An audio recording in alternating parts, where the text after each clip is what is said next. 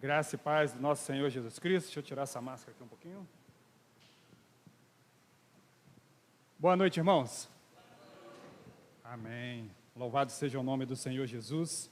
Estamos felizes porque nós estamos aqui, alguns presentes, outros nos acompanhando de casa, mas de uma certa forma também conectado conosco aqui. Amém? E eu tenho uma palavra de Deus para as nossas vidas nessa noite, não diferente das outras que aqui já foi pregada.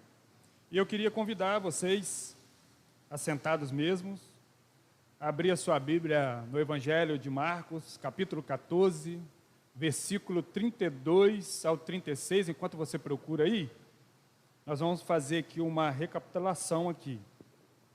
Vocês lembram que nós estamos na série de mensagens, realinhando o foco na missão. Primeiro domingo foi o presbítero Jurandir que pregou sobre a importância do sonho. O segundo domingo, pastor Eldon pregou sobre a lealdade a Jesus e a sua missão. Terceiro domingo também o pastor Eldon pregou realinhando a visão de uma igreja viva. E hoje nós vamos pregar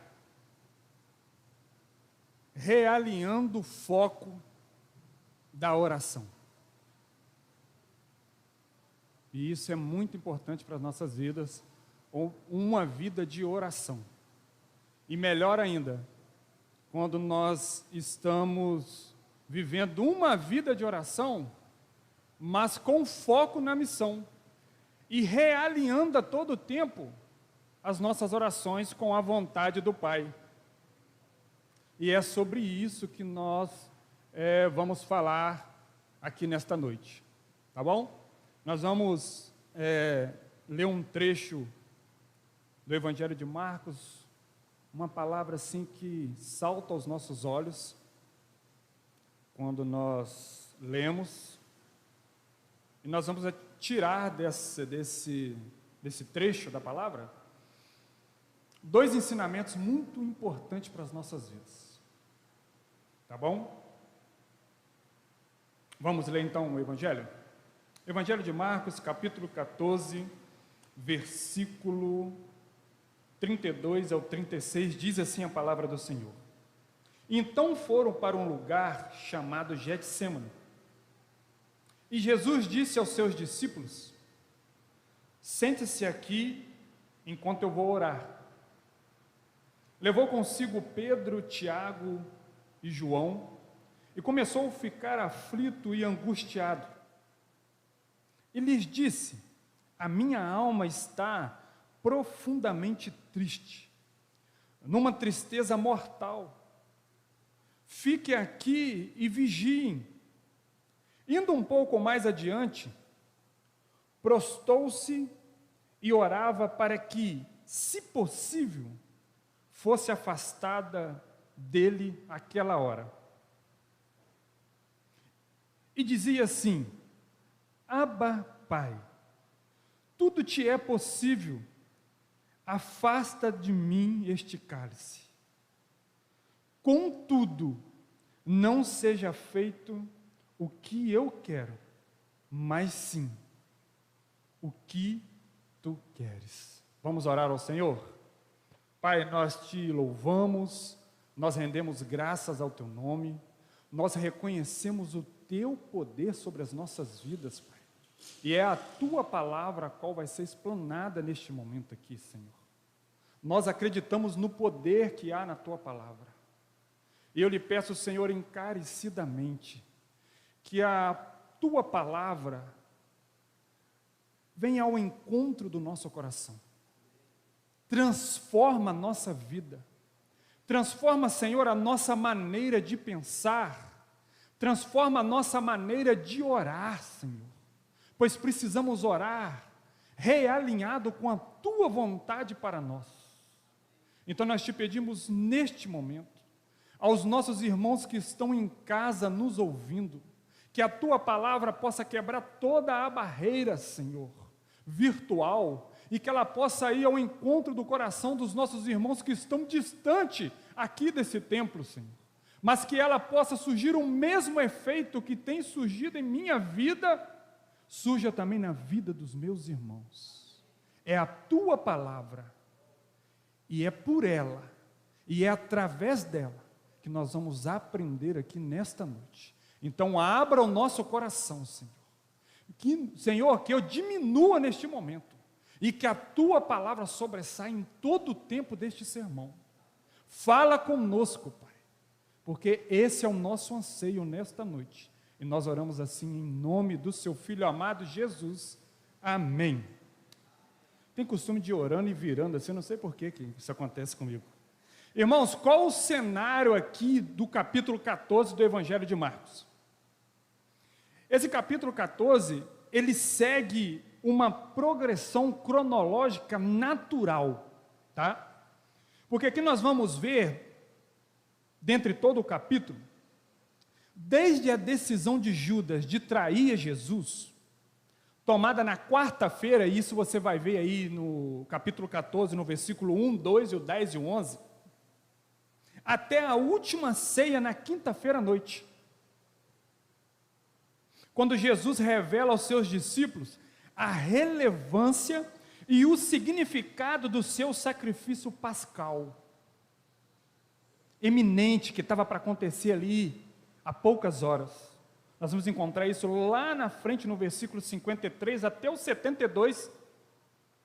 Os acontecimentos finais que ocorrem durante a noite de quinta-feira e se estende durante a sexta-feira, no Getsêmani, aonde nós vamos ver que a traição de Judas se completa, que ela se inicia lá na quinta-feira, quando Jesus revela que entre deles teria o seu traidor, e ela se completa na sexta-feira, lá no Getsêmani mesmo.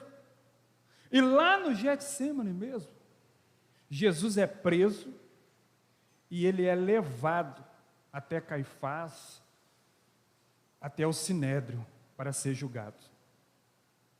É a última Páscoa, é o contexto do capítulo 14, é a última Páscoa. Os discípulos lhes preparavam um lugar para a última refeição, né, enviados pelo próprio Senhor, dando todo o direcionamento aonde que eles deveriam ir, com quem encontrar. O lugar este onde eles se prepararam foi o lugar onde aconteceu a última ceia. Jesus, ele pega o pão, igual nós vamos fazer aqui agora, o pastor Eldo vai ministrar a ceia para nós, foi desse mesmo modelo, pelo menos bem parecido, que Jesus, ele pega o pão, ele parte o pão e ele diz para os discípulos assim, olha, isso aqui é o meu corpo, que é partido por vós. Em seguida, ele pega o cálice com vinho, entrega aos discípulos,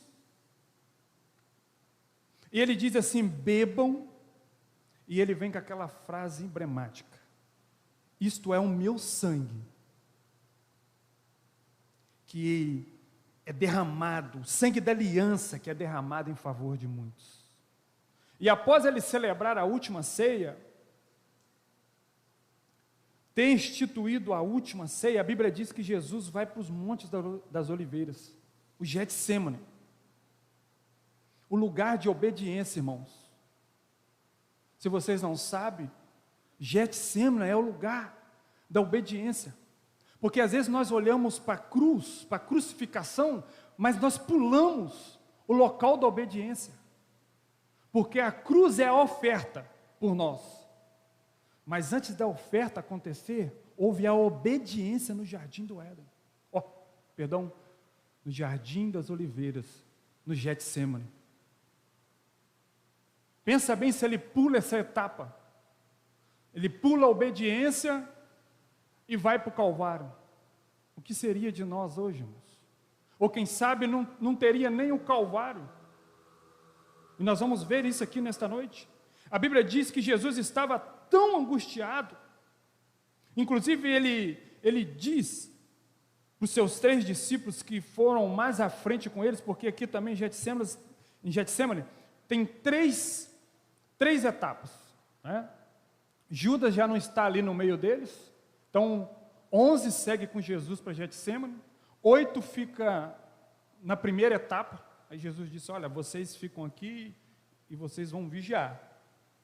3 seguem um pouco mais para frente com Jesus, e ali também a segunda etapa, ele fala, agora vocês fiquem aqui, vigiem, e Jesus vai um pouco mais à frente, para ter aquele momento reservado com o Pai. E ele diz para esses 3 discípulos que estavam um pouco mais próximos, que ele estava com uma tristeza tão angustiante, que o sentimento era de morte. Você vai ver lá no versículo 34. Então ele pediu para os 3 discípulos, o Pedro, o Tiago e o João, que vigiassem juntamente com ele ali.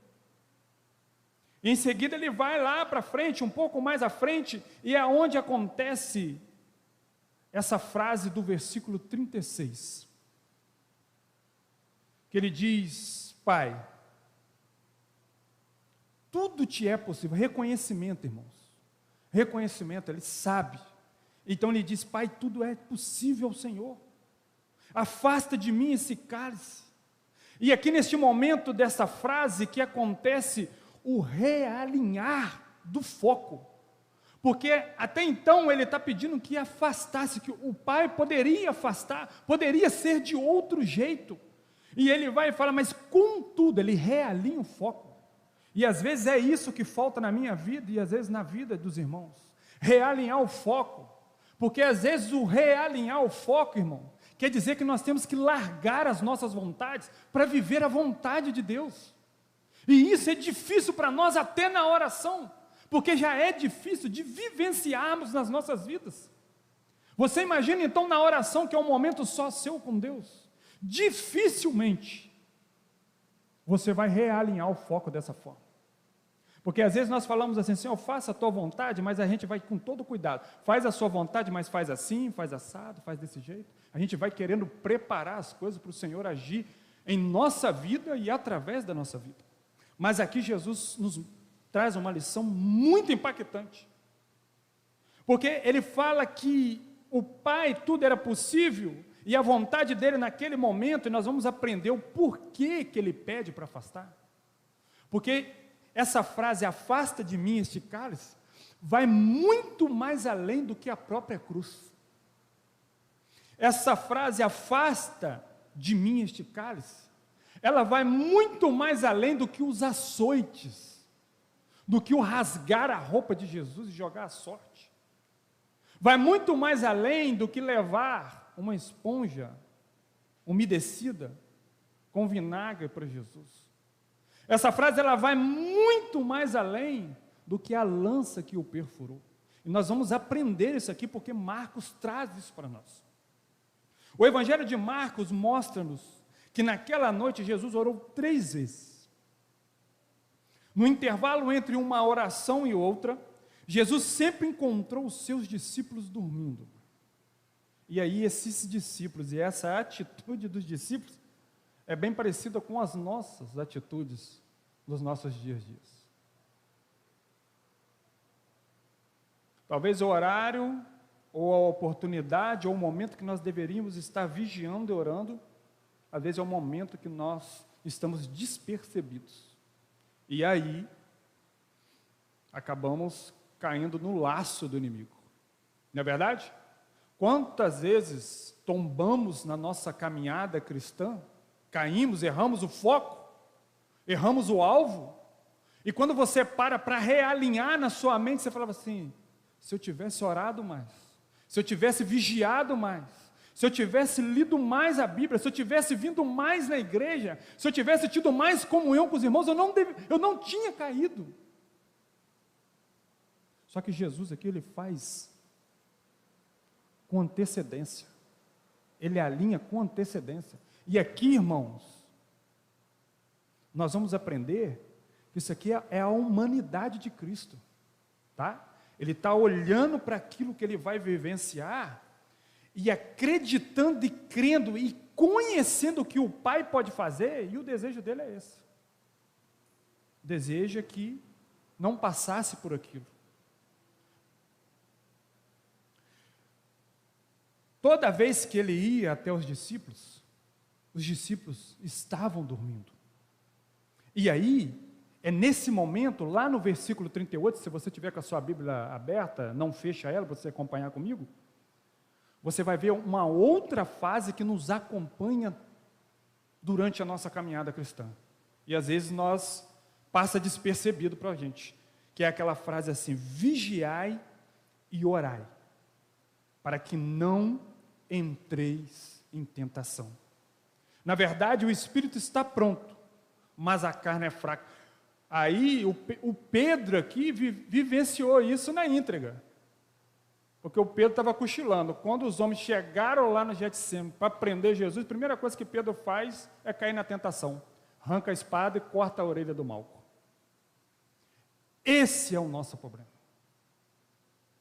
porque se vigiássemos mais e orássemos mais, às vezes não falaríamos coisas que não deveriam ser faladas. Se orássemos mais e vigiássemos mais, às vezes não agiríamos de forma inadequada, porque aquele que seria preso naquele momento e seria morto, por ele vigiar, por ele orar, ele foi capaz, no pior momento da vida dele, ainda curar, porque ele pega a orelha de Malco, bota lá no lugar e cura Malco. Por quê, irmãos? Porque nós temos que aprender com Jesus que mesmo que nós estamos feridos, se nós estivermos conectados e com foco realinhado em Cristo, na sua palavra, mesmo feridos, mesmo açoitados, nós temos palavras abençoadoras. Mas quando não oramos e quando não vigiamos, quando não vivenciamos a palavra, nós caímos em tentação, agimos incoerentemente, falamos o que não devíamos falar. Por isso essa frase nos acompanha, e isso tinha que estar dentro do nosso coração, cravado, como o salmista diz, na tauba do coração, para que isso não aconteça conosco. Porque muitos dos irmãos que estão aí fraquejados, que não caminham mais com Jesus, quando você vai perguntar o porquê que ele parou de caminhar, é porque ele foi ofendido por um irmão. Ele não tem estrutura, e aí o outro também não vigia, não ora, cai em tentação, fala o que não deve, faz o que não deve, e dá o que dá. E aqui nesse contexto, dessa frase, o escritor aos Hebreus, capítulo 5, versículo 7, para você ver que a situação ali não era uma situação de esperar 5 minutos para ver o que eu vou falar. Não, a situação ali estava fervendo, o sangue estava fervendo tanto que botou para fora, igual o leite quando bota para ferver. O sangue saiu no suor. Não é isso que a Bíblia diz? Ele suou sangue. Então não tinha a questão da cura do Malco, a questão dele falar, quando eles chegaram e falaram, ele fala, eu sou Jesus, sou eu. Toda essa questão de se mostrar quem era, ao invés de esconder daqueles que queriam o prender, era porque ele sabia se controlar através da oração e através da palavra. Aí o escritor aos Hebreus, ele vai dizer que naquele momento a agonia de Jesus era tão extrema que o suor se transformou em gotas de sangue. E aí também o escritor aos Hebreus, ele vai dizer que naquele momento Jesus apresentou um grande clamor com lágrimas ao Pai. É outra coisa que nós temos que aprender.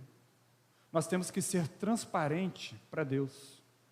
Porque às vezes as nossas orações, ela está tão manipulada por nós mesmos, que nós não abrimos os nossos corações para o Senhor. Então aqui, Jesus entendia o seu contexto, sabia por que ele estava ali, sabia da situação toda que ele vai passar, e o que ele faz é o que ele quer. Ele chora ao Pai, ele pede ao Pai, ele implora ao Pai. Mesmo ele vivendo os momentos finais, antes da sua prisão e a sua morte, Jesus, ele consegue realinhar o seu foco e na sua oração, na verdade, no meio da frase, ele vem e diz: olha, Pai, não seja feito o que eu quero. Na verdade, eu quero que fosse diferente. Mas não faz do meu jeito. Faz do seu jeito. Falta isso na nossa vida, irmãos. Pedir para que Deus faça do jeito dele, não dos nossos jeitos. Não da maneira que nós queremos e achamos que precisamos.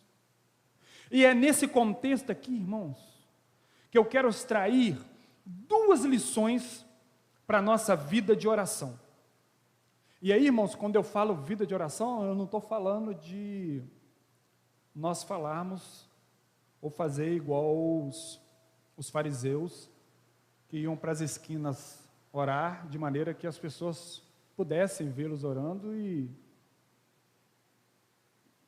fazer aquela interpretação: poxa, eles são de oração mesmo, são cheios do poder mesmo, eles oram mesmo. Não é isso que nós estamos falando. Não foi essa a oração de Jesus. Nós vamos aprender isso aqui.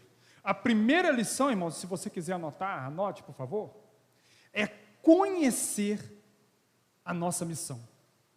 Você só vai conseguir realinhar o foco da oração se você conhecer a sua missão. O porquê que você está aqui. E quando eu falo que está aqui, eu estou falando no contexto do mundo e também estou falando do contexto da nossa igreja. Você tem que conhecer a sua missão. Você precisa entender qual a parte da engrenagem que você faz parte. Você precisa entender que conhecer a missão é fundamental para o êxito e a conclusão dessa missão. Porque Jesus conhecia a sua missão. Quando ele faz essa oração, ele não está ali, ele não foi pego despercebido. Nós vamos ver isso aqui. Ele não foi pego despercebido. E às vezes as nossas atitudes incoerentes é porque às vezes nós somos pegos de surpresa. Por que de surpresa? Porque não vigiamos, porque não oramos, porque nós não estamos vivendo, ou pelo menos tentando viver, a palavra de Deus nas nossas vidas. E aí eu faço uma pergunta para vocês que estão aqui nesta noite, que estão nos assistindo de casa: você conhece a sua missão? E aqui, irmãos, engloba tudo, como eu disse: igreja, na sua casa, no seu trabalho, nas escolas que vão voltar aí agora, seja online, como for. Você conhece a sua missão, aonde você está, no trabalho, no vizinho, batendo papo? Você conhece a sua missão? Porque para o crente, não existe tirar a armadura. O crente é crente a todo tempo. O cristão é cristão a todo tempo. Aonde ele estiver, ele tem uma missão. Ele não está ali à toa. Deus preparou algo ali. Precisou que ele estivesse ali naquele lugar. E muitas das vezes nós jogamos isso fora. Nós enveredamos em outras conversas, em outros caminhos, e largamos de exercer aquilo que Deus nos chamou para ser e para fazer. Em suas orações, você pede a Deus estratégias para ter sucesso na sua missão? Porque você pode até conhecer a sua missão, mas se Deus não te der estratégias para que você tenha sucesso na sua missão, você vai ter trabalho para executar ela.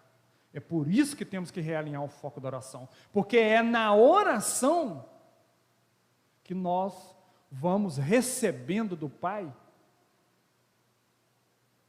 as estratégias, as maneiras que nós devemos lidar, viver, falar.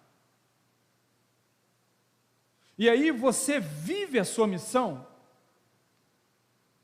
Você está disposto ou disposta a morrer no exercício da sua missão? E aqui, irmãos, eu não estou dizendo para você, o morro está lá no tiroteio danado, você sair com a Bíblia na mão, correndo para o morro, falar que vai pregar, não. Bota amor na minha palavra. Não é isso, pastor? Bota amor na minha palavra. Não é isso. É viver a missão, ter coragem. Porque assim, na verdade, irmãos, não, nós já morremos para essa vida. Nós já não pertencemos a este mundo mais. Nós somos cidadãos do céu. E aí o apóstolo Paulo vai dizer que morrer para nós é lucro. Então assim, você está disposto a vivenciar isso mesmo na íntegra? Porque o que o mundo precisa são de pessoas dispostas a exercer a missão da igreja lá fora. Porque o mundo vai de mal a pior. E ainda tem gente esperando algo de bom de lá. E o que nós temos de bom é o nosso Deus. É Jesus. É o Espírito Santo agindo em todo o tempo em nossa vida, de modo a reconectar pessoas ao reino de Deus. E quando você sai daqui de dentro, sabendo que é a sua, qual é a sua missão, sabendo o que você tem para fazer lá fora e não faz, aí nós entramos naquele dilema da religião, que ao invés de reconectar, de religar, já não liga mais, muito pelo contrário, está até separando, distanciando. E Jesus conhecia a sua missão em cada detalhe, irmãos. Cada etapa dela, Jesus conhecia. Aí, quando você conhece a sua missão, você consegue ser transparente para Deus. Porque você, às vezes, negligencia coisas na sua vida e tenta esconder essas coisas de Deus, porque ainda existe crente que parece que não acredita em Deus. Aí ele faz um monte de atrapalhada e esconde aquilo achando que Deus não está vendo. Porque se o homem não está vendo, Deus não está vendo. Quando você conhece a sua missão, quando você conhece cada detalhe da sua missão, você vai ser transparente a Deus. Você vai ser transparente. Você vai ser como Jesus diz lá no 36. Pai, tudo é possível, afasta-se de mim. É transparente, é falar o que está sentindo. Pai, eu não estou aguentando mais. Eu não consigo seguir mais. Ou você quer ser aquele crente que está capingando, está andando de cadeira de rodas, você encontra com ele na rua, meu irmão, estou na bênção, estou na vitória, está nada, está derrubado, está caído, está rastejando, ainda atrapalha outros caminharem. Então nós precisamos conhecer cada detalhe da missão. Ele sabia o que era necessário ser feito em qualquer tipo de situação, Jesus sabia. E aí está a prova no jardim, no Getsêmani. Aí está a prova. Porque ele não correu, ele não se escondeu, ele não pegou Pedro e falou assim, não, Jesus é esse aqui, ó, é Pedro, né? Eu não sou Jesus. Não, ele conhecia a missão, ele sabia o porquê estava ali. Mas ele, assim mesmo, ele era transparente ao Pai, para com o Pai. E outro detalhe era que cada detalhe da sua missão, a missão de Jesus, foi observada e efetivada tanto na terra como nos céus. E aí eu te faço uma pergunta. Como que está essa comunicação sua com Deus? Talvez nós não conseguimos ir até as pessoas porque nós não realinhamos o foco da nossa oração. Nós não temos estratégias para chegar nas pessoas. Talvez você ache que a sua missão não seja isso, não seja ir atrás das pessoas, buscar as pessoas, porque na verdade você não realinhou o foco da oração, porque é conhecer a missão e através da oração ter estratégia para concluir a missão.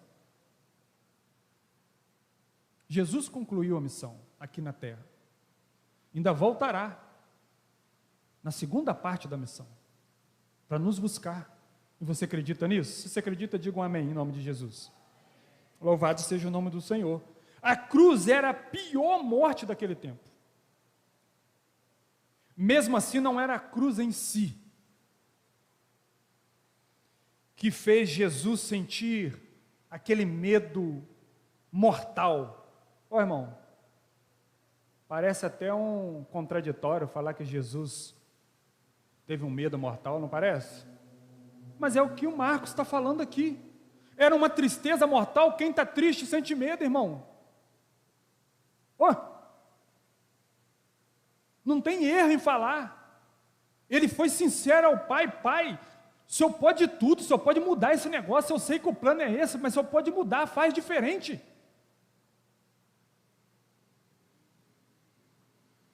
Ele foi sincero.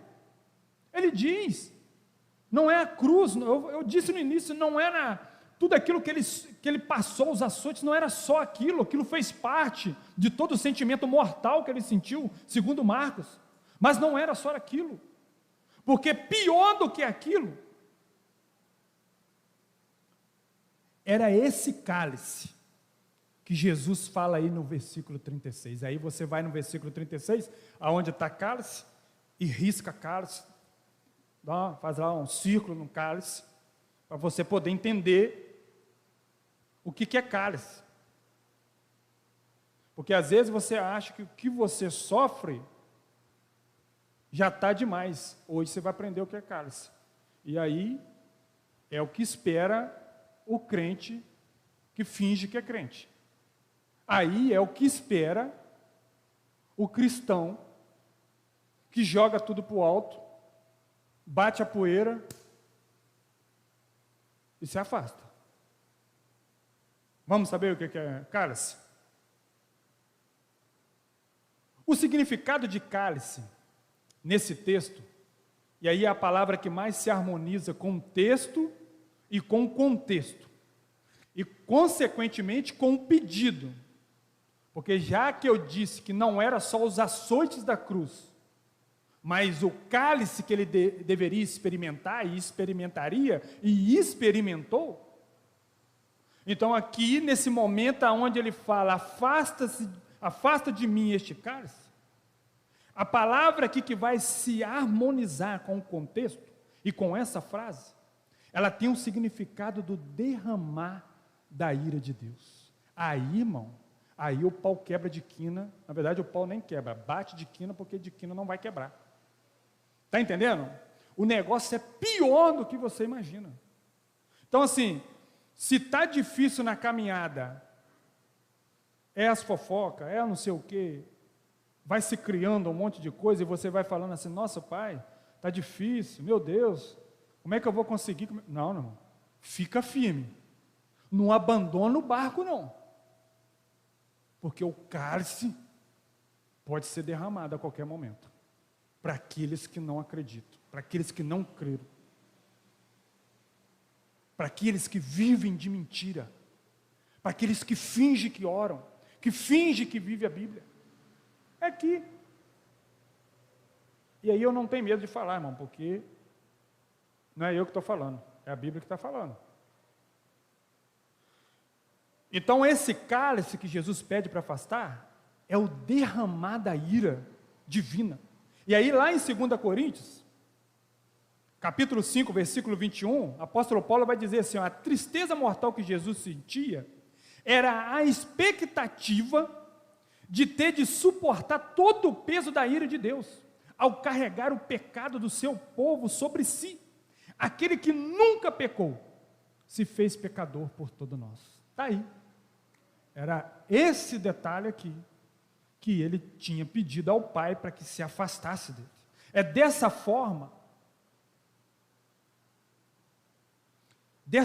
Jesus teria de enfrentar a morte, sabendo que estaria completamente abandonado da presença e da misericórdia e do amor do Pai.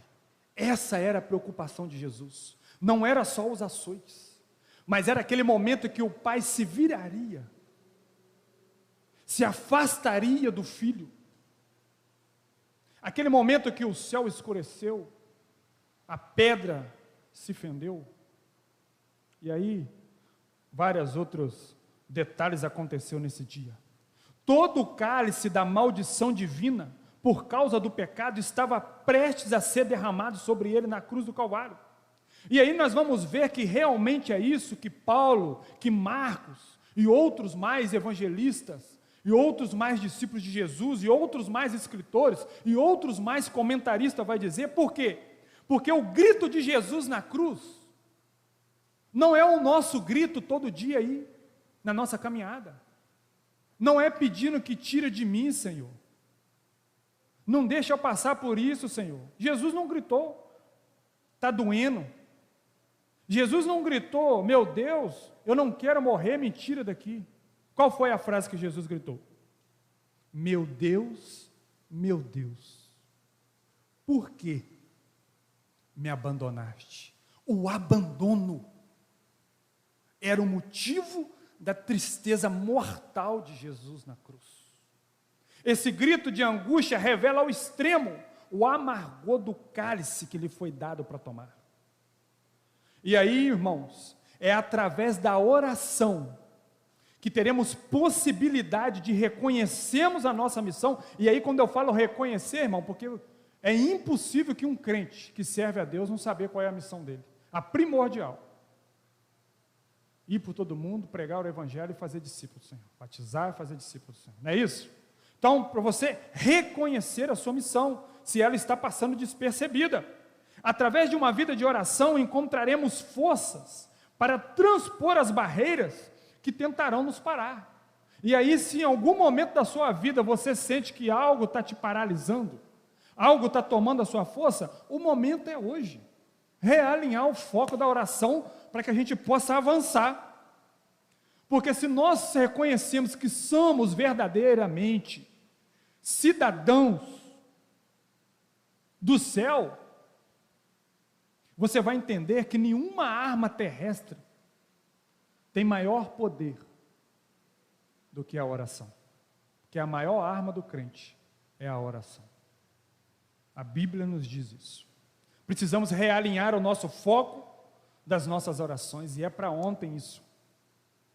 É para ontem isso. O segundo ponto aí, rapidamente para a gente terminar, a segunda lição é viver pela missão. Por quê? Porque na mesma frase, na mesma sentença, que Jesus pede para que passe dele o cálice, nessa mesma frase ele fala, contudo, não seja feito o que eu quero, mas sim o que tu queres. Versículo 36.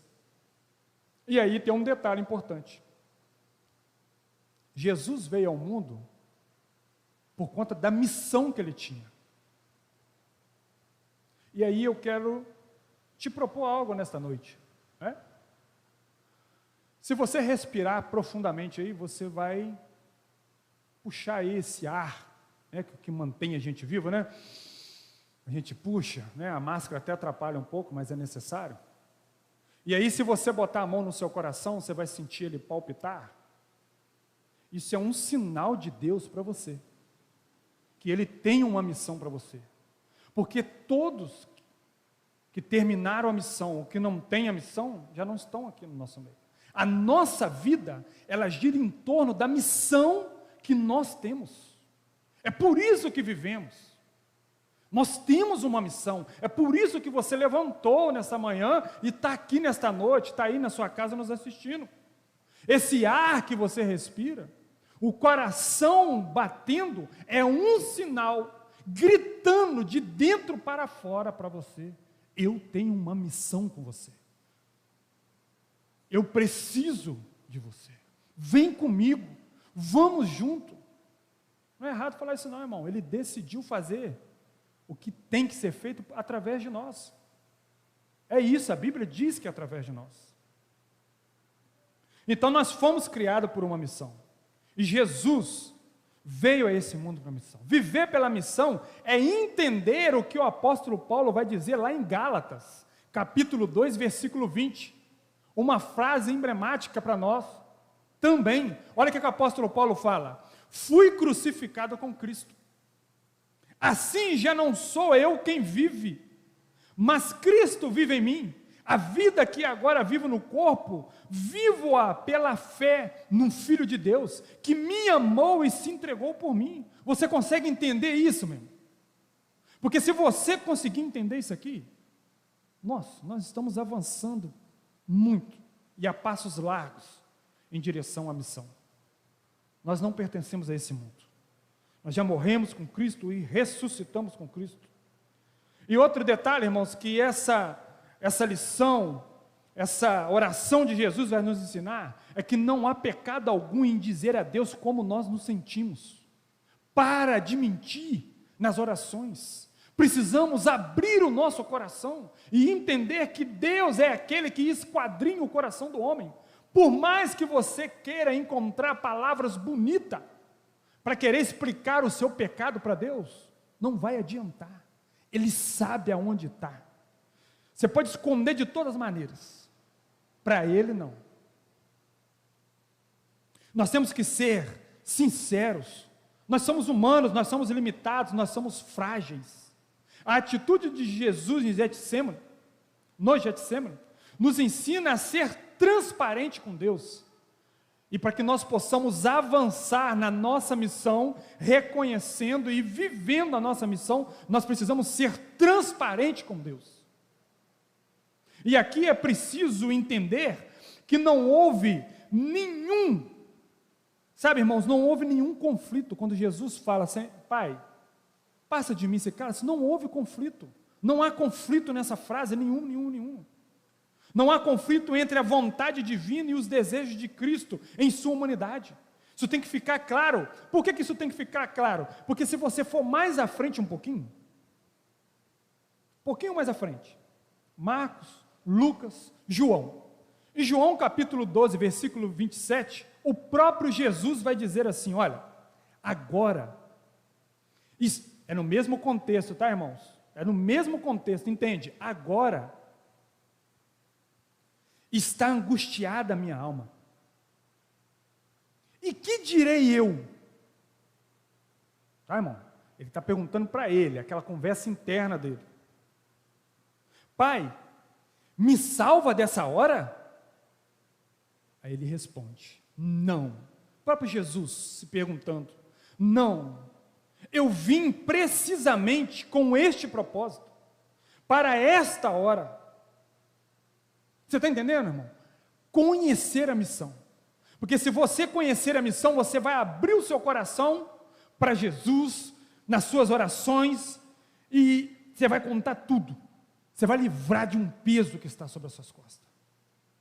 E dessa maneira, você também vai entender, porque através da oração, Jesus vai te dando força, Ele vai te fortificando, porque a Bíblia vai dizer que é na fraqueza que o poder dele se aperfeiçoa, e tem crente ainda querendo orar como se fosse forte, não abre o coração.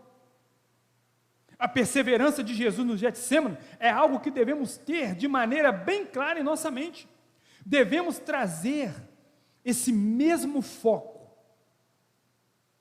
esse mesmo realinhar para a nossa vida de oração. No Evangelho de Lucas, capítulo 18, no versículo 1 ao 6, ele vai nos ensinar que a perseverança na oração é a engrenagem da vitória. Então, se nós queremos vitória, temos que realinhar o foco da nossa oração. A oração de Jesus no Getsemane reflete a profundidade, a importância e o valor da obra redentora de Cristo em nosso favor. E aí eu concluo esta mensagem. Se os irmãos quiserem vir para o púlpito, fica à vontade. Eu vou concluir isso aqui fazendo o seguinte comentário: a morte de Jesus não foi qualquer morte. Não foi qualquer morte. Não foi um mero exemplo a ser seguido. Presta atenção aqui, irmãos. Não foi um mero exemplo a ser seguido. Não foi simplesmente um ato heróico. A morte de Jesus não foi um ato heróico. Não é o que nós vemos em filme, não, irmãos. A morte de Jesus foi expiatória. A morte de Jesus, naquele momento da cruz, Ele ocupou o meu lugar e ocupou o seu lugar. Era você que deveria estar lá. Era para mim. Era para eu ou para mim? Para mim? Para mim estar lá. É assim, irmão, nós vamos pregando e vamos aprendendo aqui. O negócio é pegado. Para eu estar. Era para eu estar lá. Era para você estar lá. Não foi um ato heróico, nunca foi. Foi expiatório. Foi por causa dos nossos pecados.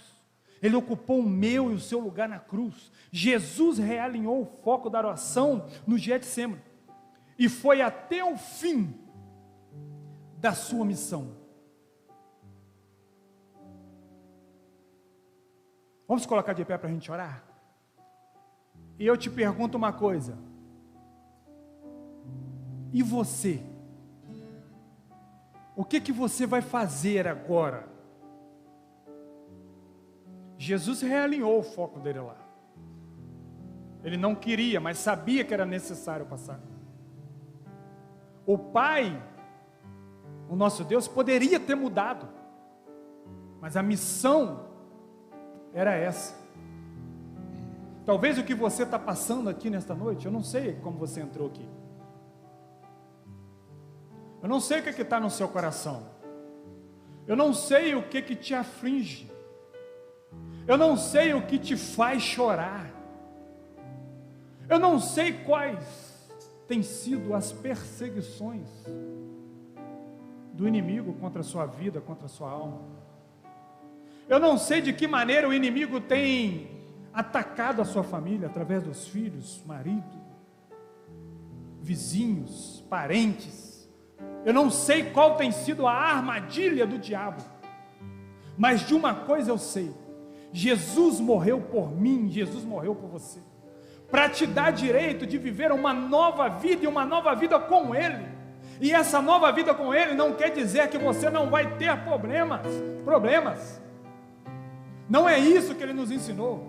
Muito pelo contrário, no mundo tereis aflições, mas tenha bom ânimo, porque eu venci e vocês vencerão comigo.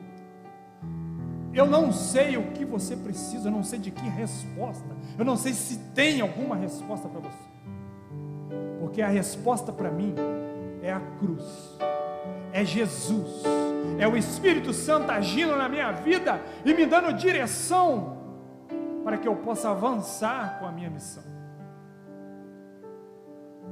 Curva sua cabeça em nome de Jesus. Pai, nos ajuda, Senhor.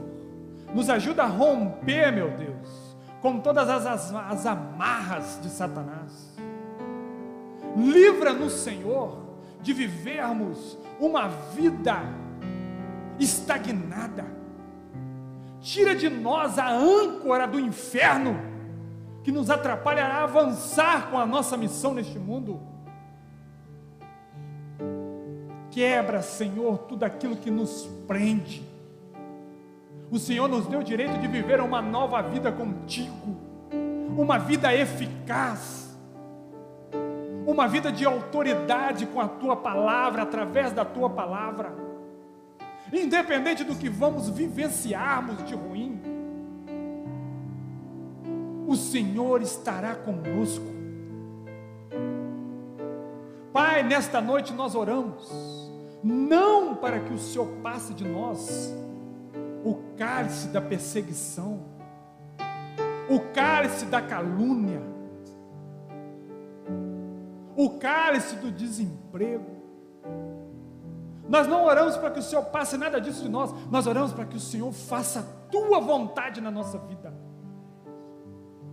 Se é por meio dessas coisas que nos aflige, que nós vamos aprender, Pai, abra os nossos olhos, nos ensina a orar, Senhor, ensina-nos a realinhar o nosso foco com a tua missão, que o Senhor tem para nós. Ajuda, Senhor, a sua igreja a romper nesse tempo, aviva o nosso coração, aviva a tua obra, Senhor, em nós, muda a nossa vida, muda os nossos pensamentos, transforma a nossa mente, Senhor. Precisamos da mente nova, a mente de Cristo em nós. Ajuda-nos, Senhor, porque sozinho não vamos conseguir. Nos ajuda a ser transparente, Senhor. Meu Deus, nós precisamos acreditar que Tu és um Deus vivo e que está conosco a todo tempo. Ajuda-nos, Senhor, a sermos transparentes. Leva-nos, Senhor, para vivermos as Tuas maravilhas que o Senhor tem reservado para nós. Ajuda-nos na nossa missão. Queremos ganhar almas para o teu reino. Precisamos ganhar almas para o teu reino. Pessoas estão morrendo a todo tempo e a todo momento. E nós estamos às vezes parados. Leva-nos, Senhor, para um novo estágio. Realinha o nosso foco, nos ajude. Essa é a nossa oração. E nós oramos em nome de Jesus. Amém. Deus abençoe a sua vida, irmãos. Deus abençoe a sua casa. Deus abençoe a sua família. Que o Espírito Santo faça e fale melhor através de você. Amém.